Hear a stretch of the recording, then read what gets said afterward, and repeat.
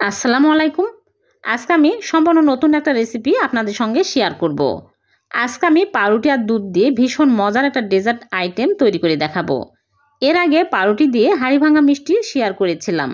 অল্প সময়ে সবাই অনেক বেশি পছন্দ করেছেন। আশা করছি আমার আজকের রেসিপিও ভালো লাগবে। ভালো লাগলে লাইক কমেন্ট শেয়ার করে দিবেন। তাহলে চলুন রেসিপি শুরু করি। প্রথমে এখানে আমি 5 পিস পাউরুটি নিয়েছি। এই পাউরুটির সাইডের ব্রাউন কালার অংশগুলো কেটে বাদ দিয়ে দিচ্ছি। দিয়ে মাঝখান দিয়ে এরকম করে কেটে নিচ্ছি। আপনারা চেষ্টা করবেন সাদা পাউরুটি নেওয়ার, তাহলে এই ডেজার্টটা বেশি ভালো হয়। সবগুলো পাউরুটি আমি এইরকম করে কেটে নিয়েছি। এখন আমি এগুলো ব্লেন্ডার জাগে নিয়ে নিচ্ছি, ব্লেন্ড করে নিব। একদম মিহি করে গুঁড়া করে নিতে হবে। এইরকম করে গুঁড়া করে নিয়েছি। এখন আমি এক সাইডে রেখে দিচ্ছি। এইদিকে চুলায় প্যান বসে দিয়েছি, দিয়ে দিচ্ছি লিকুইড দুধ 4 কাপ, মানে 1 লিটার। তারপরে নেড়েচেড়ে একটু গরম হয়ে আসলেই দিয়ে দিচ্ছি গুঁড়া দুধ 1/2 কাপ। গুঁড়া দুধ বেশি দিলে খেতে বেশি টেস্টি হবে। এখন আমি নেড়েচেড়ে জাল করে ঘন করে নিব। দিয়ে দিচ্ছি এলাচ 3টা, এলাচের গুঁড়া দিলেও হবে। আর দিয়ে দিচ্ছি চিনি 1/2 কাপের একটু বেশি।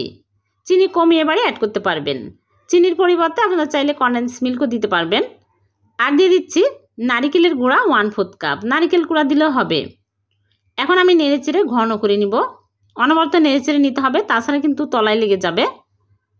এখন দিয়ে দিচ্ছি 1 চিমটি জাফরান। জাফরান দিলে কালারটাও সুন্দর আসে, ফ্লেভারটাও অনেক ভালো লাগে।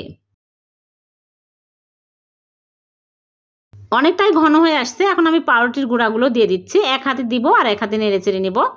এই সময় কিন্তু চুলার আঁচ একদম লো আঁচে রাখতে হবে, তাছাড়া কিন্তু দলা পেকে যাবে। অনবরত নেড়েচেড়ে নিতে হবে। নেড়েচেড়ে আমি ঘন করে নিব। আর মাঝে মাঝে সাইডের অংশগুলো নামিয়ে দিতে হবে, তাছাড়া কিন্তু শক্ত হয়ে যাবে। আর একটু ঘন করে নিব। যখন এইরকম ঘন হবে তখনই চুলা থেকে নামিয়ে নিচ্ছি। আর এখানে একটা সার্ভিং ডিশ নিয়েছি আর ঘি ব্রাশ করে নিয়েছি। এখন এর মধ্যে সবগুলো ঢেলে নিচ্ছি। যে কোনো পাত্রেই সেট করতে পারবেন। এখন আমি সমান করে দিলাম। তারপরে উপর দিয়ে পেস্তা বাদাম কুচি দিয়ে দিচ্ছি, তাহলে দেখতে ভালো লাগবে, খেতেও ভালো লাগবে। এখন আমি ডিপ ফ্রিজে রেখে দিব ঠান্ডা হওয়া পর্যন্ত। ঠান্ডা হলে সুন্দরভাবে সেট হবে। ঠান্ডা হয়ে গেছে। এখন আমি বের করে নিয়ে আসলাম। দেখুন হাতের সাথে আর লেগে আসছে না, একদম শক্ত হয়ে গেছে। এখন আমি একটা স্প্যাচুলা দিয়ে এরকম করে তুলে নিচ্ছি।